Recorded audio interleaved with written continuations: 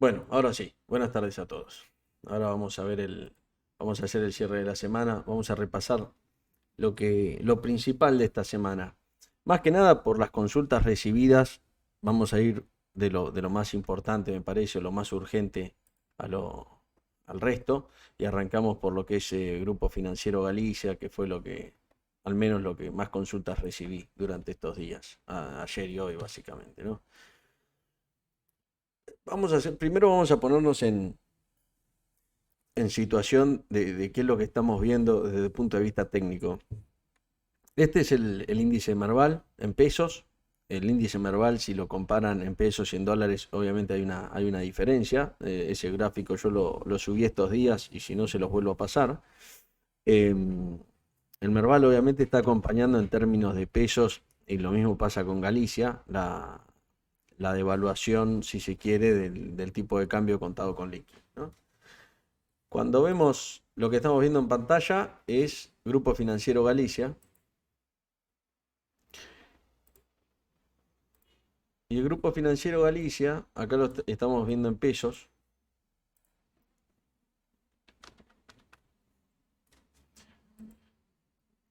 sigue dentro del canal, o sea, del canal que definimos ya desde principios de año, fines del año pasado, o sea, todavía no salió del canal.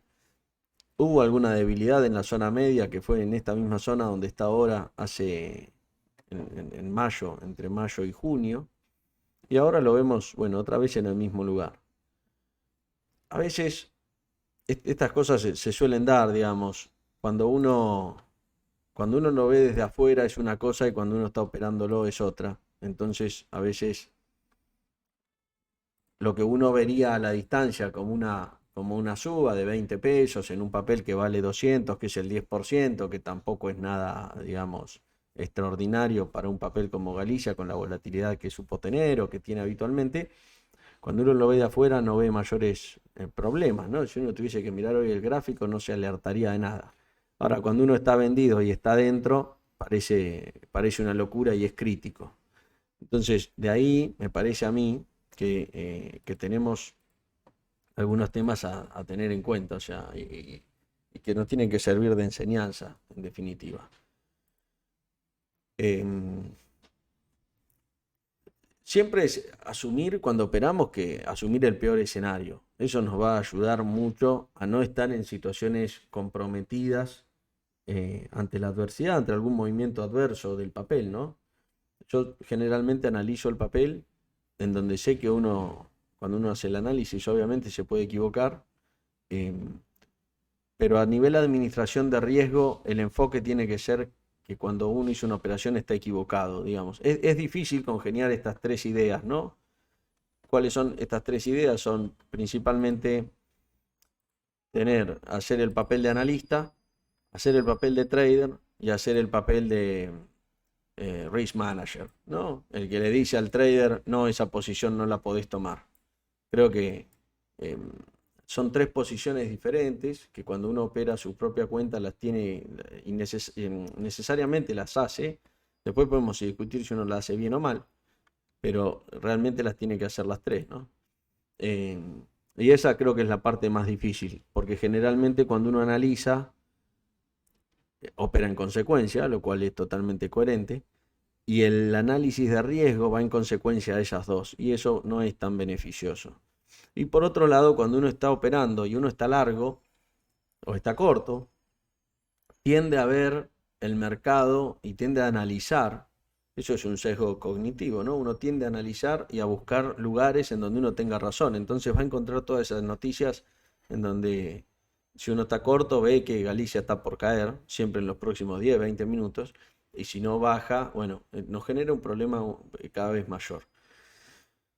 Obviamente que siempre decirlo con el diario del lunes no es lo mejor. Por otro lado, a ver, uno lo va diciendo y es verdad que cuando uno no lo vive y no lo pasa es difícil, a veces es muy abstracto y parece que uno está dando soluciones a problemas que todavía no existen, ¿no?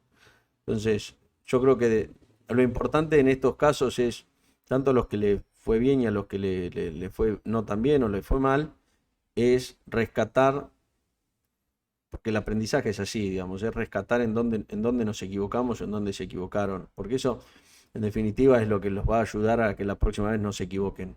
Una cosa es decir, no, el problema está en haberme vendido, por ejemplo, o el problema está en vender opciones, y otra cosa es decir, no, el problema está en que vendí y no cerré la posición, o en que busqué mucho más de lo que tendría que haber buscado, por ejemplo, quizás uno cerrando la posición con el 50% estaba en ganancia y estaba bien, y por ahí no, por ahí el error fue que uno tomó mal la operación, digamos, la tomó muy cercana, especulando con que el papel iba a seguir con una baja volatilidad, que sabíamos que era una volatilidad baja, casi récord, digamos.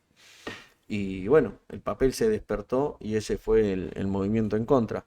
O sea, esto tiene que servir para mejorar y para lo que es la mejora continua. Por eso la única forma también de mejorar es, bueno, no comprometiendo la cuenta en una sola operación, ¿no? Que obviamente a veces también es difícil el manejo del riesgo, y ese manejo del riesgo arranca por saber qué va a suceder en el peor escenario y un poco por delimitar ese peor escenario, ¿no? ¿Cuál es el peor escenario y cuál sería la situación? Las herramientas que nosotros, digamos, hemos desarrollado lo que buscan es un poco simplificar ese análisis, ¿no? Dar instrumentos para que ustedes lo puedan vislumbrar en el simulador, por ejemplo. Esta es Galicia un poco más a largo plazo, en pesos. Vemos que podríamos decir que está en un canal porque tiene 2 o 3 puntos de contacto en la base y tiene 2 puntos, bueno, o casi 2 puntos acá arriba. Si hacemos el canal más estrecho, digamos, vamos a tener estos 3 puntos de contacto.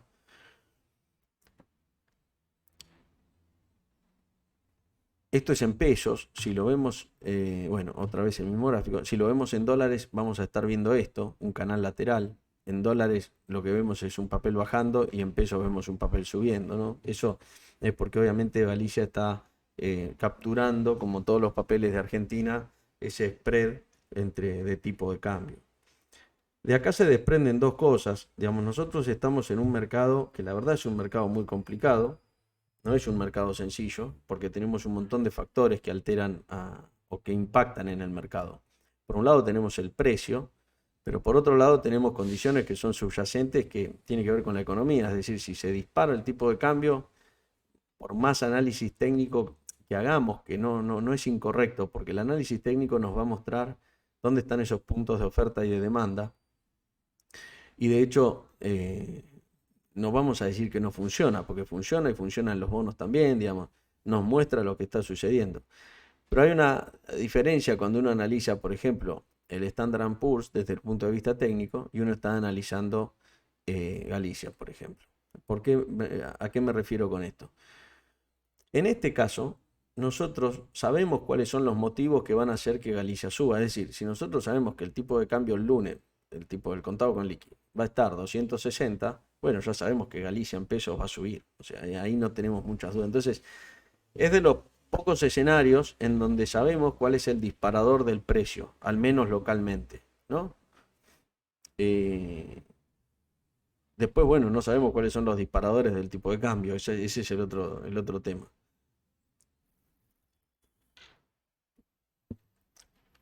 Lo que quiero decir con esto no es que el análisis técnico quede invalidado, ni mucho menos, pero tenemos que tener en cuenta cuáles son los factores que van a impactar sobre el precio de Galicia o de YPF en este caso, ¿no? Analizando el mercado local.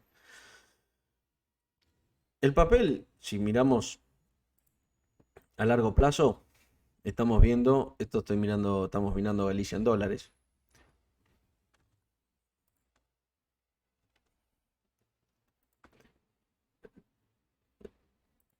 Lo que estamos viendo es que está, bueno, 6,67, están en mínimos históricos. El papel en el 2001 llegó a valer 50 centavos, hoy vale 6,67. Estamos en una coyuntura complicada,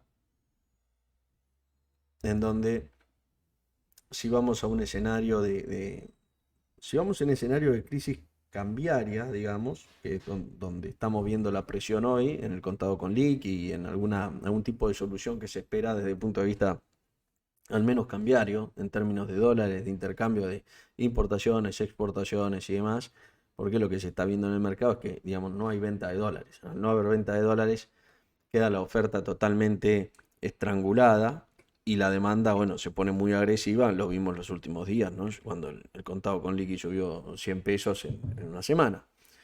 Eh, si quieren un poco menos, 80. Pero en 15 días, hace no mucho, o hace 3 meses, lo llegamos a ver en 190 y ahora estamos hablando de un contado que llegó a 300, ¿no? Obviamente que eso a nivel económico tiene un montón de perjuicios, entonces lo que se espera es que en algún momento, mediante alguna medida, eso se solucione, al menos temporalmente, liberando algunas exportaciones e importaciones que generen una oferta de dólares, que es lo que hoy falta. Si no hay oferta de dólares, el precio, por más poca demanda que haya, va a seguir subiendo. Con lo cual se necesita oferta para necesitar oferta. Bueno, no vamos a hacer de esto una discusión macro, ni un planteo macroeconómico, pero es entender un poco eh, ese, eso que es lo más inmediato, me parece, y es lo que más nos importa si estamos operando, por ejemplo, opciones de agosto, octubre. Después tenemos una cuestión de fondo que es latente y que no sabemos cuándo se puede desencadenar, que es que ese problema de tipo de cambio nos puede generar un problema o puede agravar el problema estructural que hay con la deuda. Y si hay un problema más estructural con la deuda, bueno, obviamente el balance de Galicia, entiendo yo, o los ejercicios, no se van a ver beneficiados por eso. Ahora, el tema es ordenarlo en una línea de tiempo. Yo creo que primero vamos a ver el problema, que es lo que estamos viendo, el problema de tipo de cambio, y después podemos llegar a ver el otro problema que va a ser, en definitiva, un desencadenamiento de este otro problema, ¿no? Eh, que viene dado por el posible reperfilamiento, reestructuración de deuda en peso, porque si el ministerio no puede renovar la deuda, va a tener que imprimir, bueno, lo que hablamos en estos días. Con lo cual, vamos a volver al gráfico. Hoy, lo que vimos hoy fue un aumento de la volatilidad bastante grande. Estos aumentos de volatilidad se dan generalmente cuando el mercado espera eventos binarios. Yo la verdad no creo que estemos en presencia al menos de un evento binario, como se lo conoce, o sea que eh,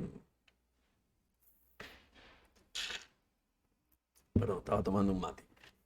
Sí, claro que sí.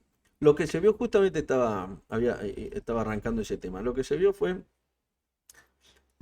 ahí leí la pregunta, la voy a leer en voz alta porque creo que no queda grabada, sino, ¿podrías mencionarnos por qué en la suba también subían los puts? Eso se da porque aumenta la volatilidad. Básicamente lo que sucede es el papel, cuando estaba bajo, planchado y con poca variación de precio, no había volatilidad, o sea, la volatilidad era muy baja, veníamos viéndolo. Eso en la herramienta, en Dentáculo, medimos con el IBR, que es un indicador que es relativamente conocido. En algunas plataformas de Estados Unidos también está. Pues es relativamente nuevo para lo que es la historia del trading. Que lo que hace es mide la volatilidad implícita que existía previamente y la que existe ahora, ¿no? Uno va comparando las volatilidades. Nosotros lo tenemos en Dentaco en los dos gráficos, en el de líneas, que es el histórico, y en el otro. Voy a aprovechar, a ver si puedo y se los muestro, que me parece que va a ser más práctico.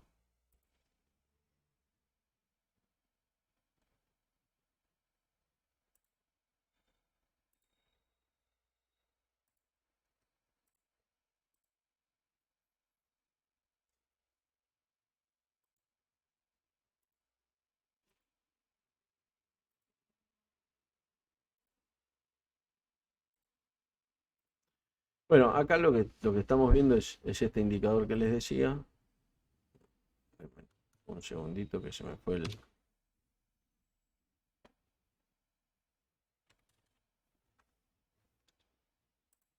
Ahí está. Este es el dashboard que yo uso habitualmente, que es donde está el resumen de todo el papel. Voy a cambiar el...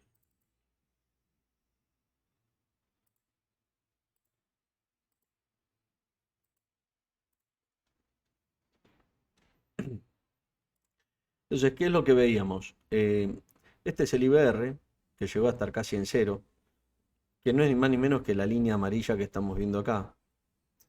Lo que nos muestra es que la volatilidad implícita empezó a subir en torno al 40%, que es lo que vemos en esta zona de acá, ¿no? Este es el histórico, esto fue septiembre del 21. en la paso que hubo. Y bueno, esto fue cuando empezábamos este ejercicio, más o menos en el pico mínimo. Si vemos acá el precio, está bien, este es un gráfico de líneas que no nos muestra mayor detalle, pero eso es a lo que voy cuando uno a veces hace backtesting o mira con el diario del lunes el papel y, y bueno, también nos ayuda a ver dónde nos equivocamos, ¿no? Pero el papel, digamos, no tuvo una gran voladura. Y acá lo que estamos viendo son las curvas de volatilidad, tanto de los puts hacia la izquierda y de los calls hacia la derecha.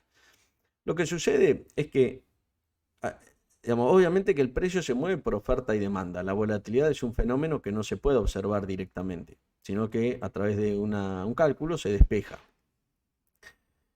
Pero lo que sucede es que cuando el mercado empieza a ver que se dispara el tipo de cambio y que empieza a subir Galicia sin parar, básicamente empieza a haber operaciones hacia los dos lados de la horquilla, digamos, hacia el lado de los calls y hacia el lado de los puts, porque lo que se percibe es más riesgo, digamos, más incertidumbre. Entonces, hoy, ¿qué puede haber? Puede haber una cantidad, o hay, mejor dicho, una cantidad de inversores que están cubriendo el movimiento tanto a la alza como a la baja. ¿Qué sucede al alza? Al alza lo que sucede es que teníamos un mercado en donde había muchos vendidos, generalmente, porque lo estábamos viendo acá no lo tengo, pero lo estábamos viendo cuando yo hice el otro día un video de la exposición de gamma, lo que buscaba era un poco entender cuál iba a ser la dinámica del papel si subía. Si subía y si bajaba. Y eso, para hacer eso tenemos que tener unos supuestos, es un poco identificar dónde está puesto el mercado. Generalmente el que es vendedor de calls, en un mercado tradicional, o digamos un mercado alcista, el vendedor de calls está vendiéndose cubierto, entonces ese no tiene la necesidad de cubrirse, el que se está vendiendo cubierto porque ya tiene los papeles. Pero el que está vendiendo los calls tiene la necesidad de cubrirse y ante la necesidad se genera ese short squeeze, se llama, o estrangulamiento, que lo que genera es que tienen que salir a pagar al offer para cubrir la posición, porque además no hay tiempo. Por suerte se genera un poco de liquidez ahí arriba, porque si no también sería un problema aún mayor. Entonces, tenemos compradores cada vez más agresivos intentando cubrir el papel. Eso es lo que genera que el papel suba, pero a la vez lo que se da es que los que están vendiendo el papel empiezan a verlo bajista, los que empiezan a vender opciones y el mercado que, por ejemplo, empieza a haber una crisis, por ejemplo, una crisis de crédito y demás, lo que va a hacer es tomar posiciones en puts. Entonces, todas las volatilidades en general van a subir. Por eso es que vemos ahora, estamos viendo precios que eran impensables hace unos días, ¿no? Estamos viendo precios en la 160 entre 1.30 y 1.40, cuando, no sé, hace días una base abajo del precio creo que valía 2 pesos, ¿no? Y ahora estamos hablando de más de una desviación estándar por debajo de lo que está el precio actualmente, que está en 199. Explicaciones y motivos, la verdad es que hay para los dos lados. Si uno cree que el tipo de cambio se va a disparar a 350, tendría que estar largo, digamos. Después vemos si el estar largo significa comprar calls y a qué costo, ¿no? Pero uno debiera estar largo porque entendemos que el papel va a volar. Si sale el ministerio y implementa una política mediante la cual se pueden comprar y vender dólares libremente, es muy posible que aparezca una oferta de dólares, que haya una volatilidad en el tipo de cambio, pero que el tipo de cambio contado con liqui baje, no se mantenga en los 290 y altos. Entonces ahí el papel va a volver a valer bastante menos y ahí tendríamos un movimiento bajista. En todo este despelote el papel puede subir y bajar, con lo cual ahí es donde eso es lo que genera las compras y ventas genuinas de opciones. Obviamente el que se está cubriendo es el que está comprando generalmente. No sé si es obvio, pero digo, el que se está cubriendo generalmente está comprando. Y el vendedor de las opciones que venden descubierto, bueno, está especulando y es un especulador que está dando liquidez. Hace el papel de market maker, no importa si es la misma persona que lo está haciendo o son 50 personas diferentes que bajo el mismo criterio de asumir que algo está caro lo venden, funcionan como un market maker, funcionan como un gran jugador. para el caso es lo mismo, para el caso del mercado. Lo que nos interesa saber, como operadores de opciones o operadores del papel, es cuál es esa exposición que tiene el mercado. Cuántas opciones en descubierto hay para cada lado, porque eso nos dice que esos descubiertos en algún momento, si el papel se les mueve en contra, van a tener que cubrir. Y ahí, y esa es la posición o el análisis que sí tiene sentido y que vale la pena hacer. Porque después hay otro análisis que es, o que yo lo vi por ahí, que tiene que ver con, bueno, analizo cuántas opciones hay descubiertas en cada strike y en base a eso analizo qué va a pasar con el papel. Yo ese no lo veo del todo correcto, creo que digamos, la idea está, pero creo que le falta media vuelta de tuerca, porque eso no te dice a qué precio compraron y no te dice tampoco cuánto tiempo te falta el vencimiento. No tenés ese factor. Mientras que si vos analizás la exposición de gamma, sí te dice eso, porque te dice qué tan grande es el gamma. Si el gamma es grande, significa que el delta va a subir rápido, y si el delta sube rápido, significa que las garantías las tenés que poner rápido y cada vez son mayores. Entonces, el cálculo es exponencial. Ese es el beneficio y el problema de las opciones, ¿no? Por eso es tan importante entender las griegas y conocer cómo medir el riesgo. Porque una posición que está ganadora, en 3 días se te pone perdedora por el 300%. Entonces es peligroso sobrevenderse. Y obviamente que se generan unos cócteles que son muy dañinos para el trader, que es esta baja volatilidad. Obviamente nos tienta a vender, y cuando el papel viene tranquilo durante 1, 2, 3 ejercicios, bueno, uno tiende a vender de más. Y la verdad es que cuando uno vende de más, el problema es que después no te queda tampoco poder de fuego para vender cuando era interesante vender, ¿no? O sea, yo estoy seguro que eh,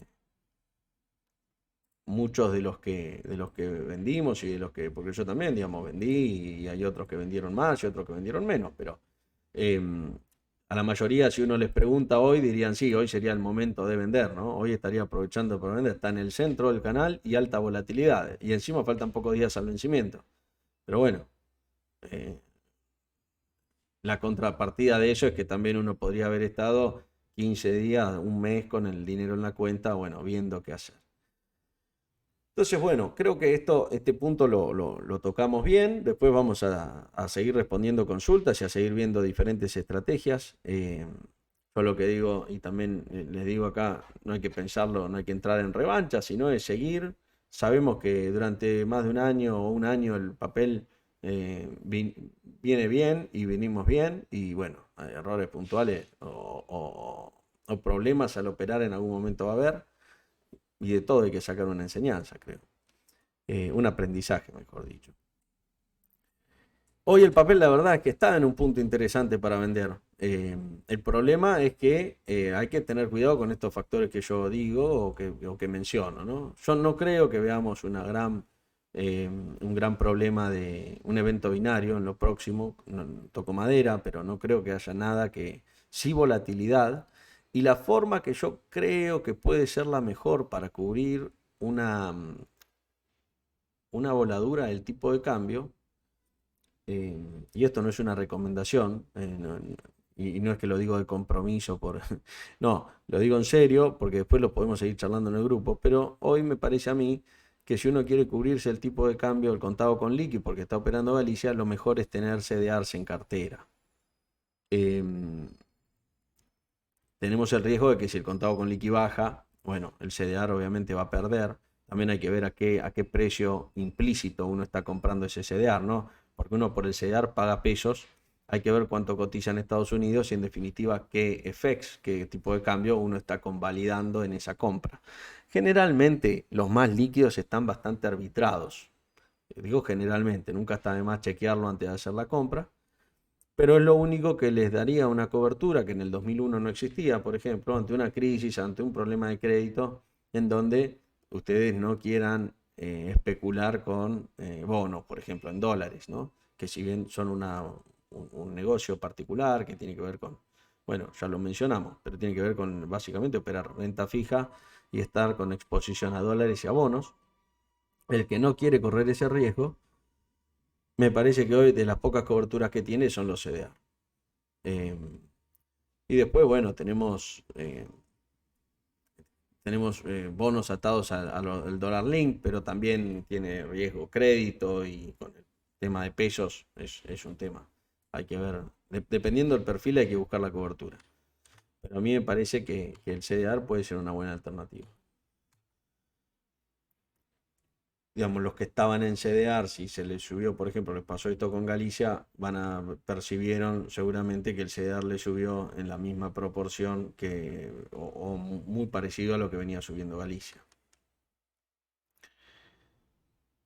Los bonos SER también anduvieron relativamente bien. El problema de los bonos SER es que, bueno, o la situación que tenemos es que sabemos que parece haber un solo comprador o pocos compradores en relación. Los fondos venían perdiendo dinero, lo venimos viendo, o sea, venían sacando, retirando dinero. Ahora vamos a seguir viendo esos análisis durante el fin de semana, seguramente se los voy a mandar. Los tengo que actualizar, la verdad, al día de hoy. Hay 2 días estos últimos 2 días entraron fondos, a los fondos propiamente dicho.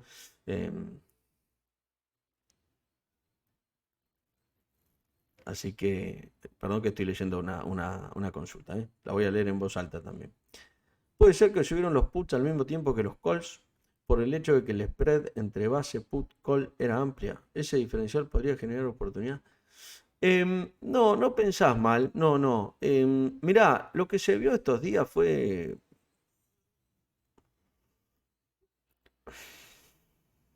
A ver, los arbitrajes se dan y cuando se amplía y se genera esto, se dan más arbitrajes. Eso sí. Ahora, ¿qué sucede? Em, el arbitraje no se cierra muchas veces, digamos, esto, a ver si te entiendo bien, creo que estamos hablando de la sintética, ¿no? El spread entre base, put y call, básicamente es vamos a llamarle put-call parity, que es esa relación existente entre lo que vale el papel o la base, el strike, el call y el put. Esas tres cosas tienen que estar relacionadas de alguna forma, ¿no? Eso lo sabemos. Porque digamos, el subyacente es igual que tener un call comprado y un put vendido. Con lo cual, si hacemos ese despeje, siempre nos vamos a encontrar con una relación de un elemento, de un instrumento sintético, ya sea un call, un put. El otro paso es buscar cuál es el que está desarbitrado y operarlo.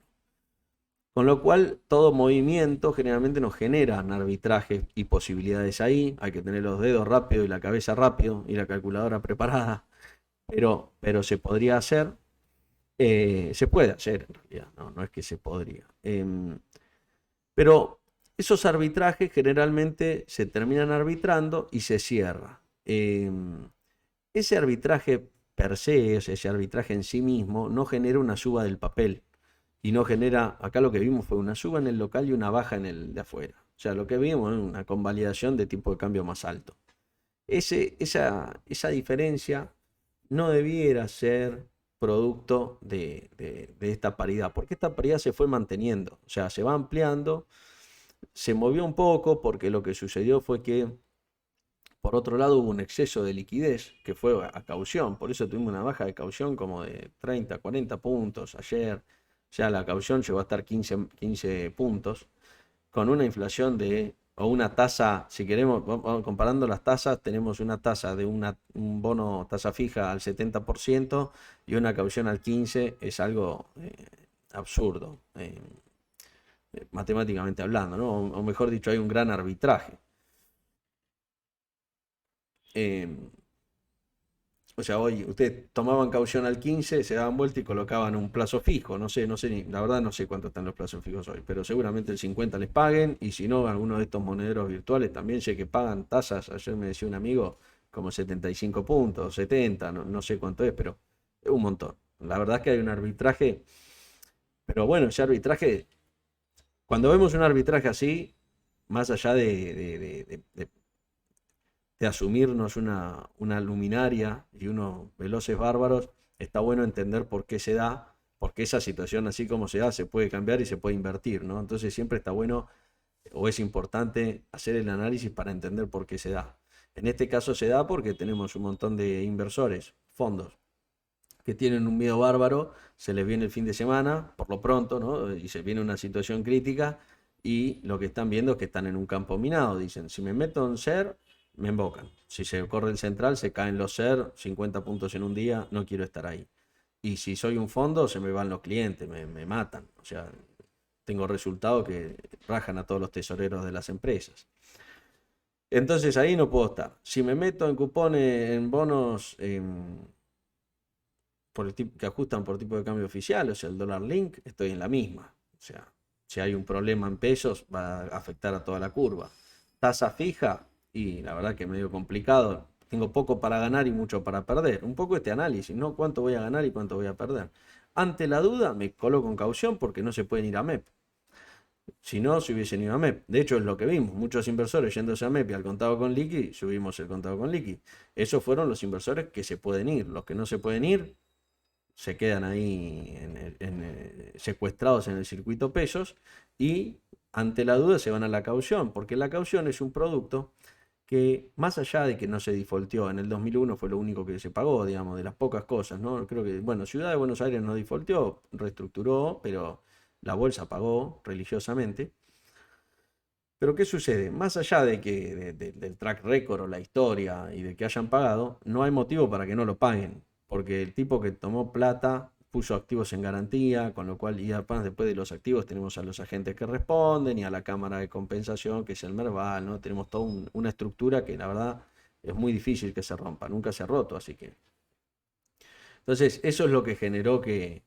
Pero hoy hay un temor o mucha incertidumbre, digamos. Eh, En Estados Unidos esto, indirectamente, se mide mediante el VIX, ¿no? Uno podría tener un VIX de Galicia si lo quiere hacer. Hay que hacer las fórmulas y el cálculo y la verdad ver si tiene sentido. Yo creo que la verdad con las herramientas que tenemos se puede ver. Pero lo que sucede es eso. Igualmente estamos aún en unos valores normales, o mejor dicho, históricamente normales. Si estábamos en unos valores muy, muy bajos realmente. Antes en septiembre del 21, si ustedes se acuerdan, llegamos a volatilidades implícitas como del 80%. Los lotes subían todos los días. Todos los días subían. Yo me acuerdo, me vendía un lunes, llegaba el miércoles y decía, ¿por qué no me vendí el miércoles? Iba vendiendo un poquito más, pero era cada 2 días, iba vendiendo. Fueron las últimas 3 semanas, los lotes no paraban de subir. Y subían los calls y subían los puts, casi que indistintamente los dos. Pero eso es volatilidad, o sea, es percepción de riesgo y es gente que se quiere cubrir. Gente que tiene acciones y dice, bueno, me voy a cubrir los puts porque si esto se desploma quiero estar cubierto. Gente que tiene acciones en corto, que por ahí no hay muchas acciones en corto, pero sí gente que cree que el papel se va a volar porque se vuelve el contado con liqui y entonces le entran los calls. Y después tenemos los que estamos vendiendo, que bueno, damos liquidez mediante. Y obviamente cuando uno da liquidez, da, bueno, te doy en 8 mangos, te doy 50 lotes, y en 8.50 te doy otros 70, y en 9 ya te doy 100. Y uno va abriendo el spread y va ofreciendo, ¿no? Eh, Porque obviamente cuando ves a fuerza compradora también se te llena de preguntas y decís, che, y si cuando uno tiene la pantalla ciega, es decir, la pantalla que operamos nosotros, uno no sabe quién está comprando.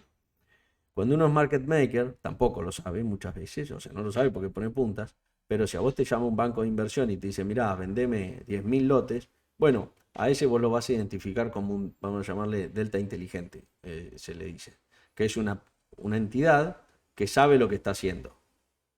Entonces, generalmente cuando vos tenés un delta inteligente del otro lado, eh, por ahí delta inteligente es medio chocante, pero bueno, es la delta smart se le llama, es lo mismo. Entonces uno cuando da esa posición sabe que del otro lado hay un fondo y tiene que cubrir ese delta. Y si fuese otro, por ahí no tanto, lo deja como en una bolsa, en un paquete y después al final del día o en algún momento del día lo cubre. Para pasar en limpio también y sacar algo que me parece que puede ser valioso, ante estos momentos podemos aplicar o conviene, quizás si tenemos incertidumbre, aplicar estrategias delta neutral. O sea, si tenemos una estrategia determinada, no importa cuál, llevarla a un delta neutral, ¿no? Es decir, si tenemos calls vendidos, lo que tenemos que hacer es vender puts para nivelarlo, para nivelar ese delta. En definitiva, queremos nivelar el delta porque lo que queremos es que si el papel se mueva, no nos afecte negativamente nuestra posición. Y bueno, ahí hay que mirar dos cosas, hay que mirar el delta, hay que mirar el gamma, es lo que vimos en el curso, digamos, cómo irlo llevando, ¿no? O sea, hay diferentes formas, todos los caminos conducen a Roma, es decir, si tenemos un delta negativo necesitamos un delta positivo, y hay que ver la mejor forma de conseguirlo, ¿no? Y si no, bueno, también tienen en el peor escenario o en un escenario binario, porque el problema es ese, el escenario binario es el que te lleva un papel de 200 a 240 mangos. Porque si el papel va subiendo todos los días 2%, vos podés ir ajustando. El problema es que vos abras el lunes o el martes el mercado con un papel 240. Ahí, por más que vos hayas cubierto el delta te cubre para el próximo peso, para los próximos 3 pesos y tenés que reajustar. Pero si se te mueve 40 mangos, no. Y si tenés un gamma muy alto, lo que te va a decir ese gamma muy alto es qué tan empinada, si querés, o qué tan curva está la curva, ¿no? O sea, qué curvatura tiene esa posición, qué tan rápido se va a exponenciar esa pérdida. Más que nada si estás vendido. Pero si uno está vendido, se exponencia hacia cualquiera de los dos lados, ¿no? O hacia el lado vendido se va a exponenciar. Así que bueno, no lo quiero tampoco. Después tenemos tiempo para seguir con las opciones. Y si es que quieren, me lo van diciendo en el grupo. Y si no, armamos otro call mañana o el domingo. No tengo problema, voy a andar por acá. Así que vamos a repasar un poco el mercado en general. Que la verdad es que no nos tenemos que olvidar que el mercado también juega. Que si bien no es lo más importante, o por lo menos no lo fue esta semana, porque tenemos unos problemas que en lo que es Argentina nos están sacando más de foco, más que el desempleo en Estados Unidos, eso es verdad. Pero sí hay que estar atento, me parece, porque el mercado en Estados Unidos, seguimos viendo este rally alcista, que yo creo que es una corrección por ahora, lo identifico así, pero bueno, hay que ver qué pasa, ¿no? Por un lado, vamos a tomar la agenda que hablamos el lunes, tuvimos la encuesta de los nuevos empleos, bueno, eso se mantiene, peticiones de subsidio en aumento levemente, no fue una cosa, una locura, pero fue por encima de lo que se esperaba. La minuta del comité abierto, lo que en definitiva, como resumen, lo que podemos sacar es que la Fed realmente quiere enfriar la economía y va a seguir manteniendo tasas altas hasta enfriarla. Las nóminas no agrícolas, que es los empleos que se crearon, dio positivo, más de lo esperado, y el desempleo se mantiene 3.6. Bueno, acá hay un tema que vamos a brevemente. Generalmente en Estados Unidos lo que sucede es que hay mucha cantidad de encuestas, o varias, digamos. Entonces, a veces leen la misma noticia de diferentes formas, y lo que es peor, los que lo comunican realmente muy mal. Entonces no se entiende. Uno dice, pero ¿cómo? Si se creó empleo y el desempleo es lo mismo que el mes pasado. ¿O por qué acá se creó empleo, pero acá dice que se rompió el empleo? Bueno, eso depende de la fuente de datos. Dependiendo de la fuente de datos es si se creó o se rompió empleo. Generalmente, como todas las encuestas, van de la mano, digamos. O sea, el empleo se crea o se destruye, digamos. No. Es raro que una encuesta te dé que sí y otra te dé que no. Bueno, a veces pasa. Y cuando pasa es cuando estamos en estos momentos de incertidumbre, en donde depende la metodología, depende a quién le estás preguntando, se generó empleo y a la otra mitad no se le generó empleo. Entonces tenés estas diferencias. Em, lo, lo que es interesante de esto, más que nada, entre otras cosas, es saber qué es lo que uno mira y seguir la misma línea, ¿no? Yo creo que hoy lo que nos está dando y lo que siempre da el indicador de temperatura, más que el desempleo, que siempre se mira, pero el desempleo es como mirar el PBI, si queremos, ¿no? Es un indicador que nos dice lo que ya sucedió. En cambio, las encuestas, en este caso, la encuesta de nuevos empleos o en este caso, la petición de nuevos subsidios, me parece a mí, un indicador mucho más leading, digamos, que se anticipa a los movimientos. Nos dice la temperatura de los subsidios, para mí no hay con qué darle. Después hay varios, pero no son muchos. Yo la verdad les diría, hay 5 o 6 que son los que hablamos el otro día y lo que hago yo es seguir esos. Vamos a repasar el tema bueno, siguiendo con la misma línea, perdón. Este es un gráfico a hoy de cómo vienen los pedidos de subsidios, estamos en una zona de piso comparado a los otros años, ¿no? Esto es importante, una pequeña aclaración, porque hoy lo hablábamos en el grupo, o yo lo comenté en el grupo. Podemos asumir que como hay pleno empleo, o hay mucho empleo, digamos, sí, pleno empleo se asume, 3,6, la verdad que es muy bajo el desempleo, que la situación de la economía está bien. De hecho, la ganancia promedio de la mano de obra creció un 5% interanual, o sea, la gente por el mismo trabajo, por la misma hora, cobra un 5% más en dólares que el año pasado. Es más bajo que la inflación, pero bueno, está acompañando, con lo cual es una mejora si se quiere. Em, pero la otra cara de esa moneda es que si sigue la actividad económica y sigue fuerte, no va a haber recesión. Mejor dicho, no va a bajar la inflación. Perdón. Si no baja la inflación, significa que la Fed se tiene que poner más agresiva para bajar esa inflación esperada y núcleo. Y lo que necesita la Fed, como dijo en las minutas, es básicamente que la gente no tenga duda que no va a haber inflación. Y para generar eso, la verdad es que va a tener que eh, estrangular la demanda. Y para estrangular la demanda lo que va a hacer es tener que subir las tasas. Y si sube las tasas, bueno, y sí va a haber una recesión y esto ya lo vimos en los 70, se vio algo parecido. Entonces, si tomamos ese escenario, vemos que había crecimiento de empleo hasta la crisis. Cuando se dio la crisis, se dio la recesión, bueno, ahí la verdad es que el empleo bajó o creció el desempleo, ¿no? Yo con esto no trato de adivinar el futuro, ¿no? Trato de poner y en la balanza los dos escenarios para entender las dos caras de la moneda. Después cada uno irá apoyándose en una u otra eh, idea de acuerdo a lo que crean. Lo que tratamos es de poner los indicadores y poder debatir con datos sobre la mesa, ¿no? Me parece que es lo que nos sirve. Em, y bueno, entender un poco la dinámica y que ustedes después ya puedan nada, hacerlo ustedes o proponer ustedes diferentes formas o ideas que tengan. Esa me parece que es la idea al final del día de esta comunidad que estamos armando. Entonces, eso es lo que estamos viendo. En esa línea, hoy estamos en un veranito, en una primavera, que es un mercado alcista, que quiero decir, una corrección alcista. Tuvimos el mínimo en esta zona que decíamos, ese día creo que estábamos esperando una corrección, si no fue el anterior o el siguiente, que decíamos, mira, bajó muchísimo, se viene una corrección. La verdad que en este nivel, yo no sé si decir que va a volver a bajar el mercado, pero lo veo con ciertas, desde un punto de vista técnico, esta es una resistencia y es una zona en donde podríamos esperar una reversión a la baja nuevamente. Si se da una reversión a la baja, seguramente se vaya a dar en los momentos en donde tenemos datos. Cuando tenemos datos, la semana que viene tenemos el dato de la inflación, por ejemplo. Y ese va a ser un dato que se va a seguir, ¿no? Entonces, ese puede ser un dato que nos revierta el mercado o que lo mantenga o que hay niveles técnicos a tener en cuenta, que yo creo que es los 3.900 puntos.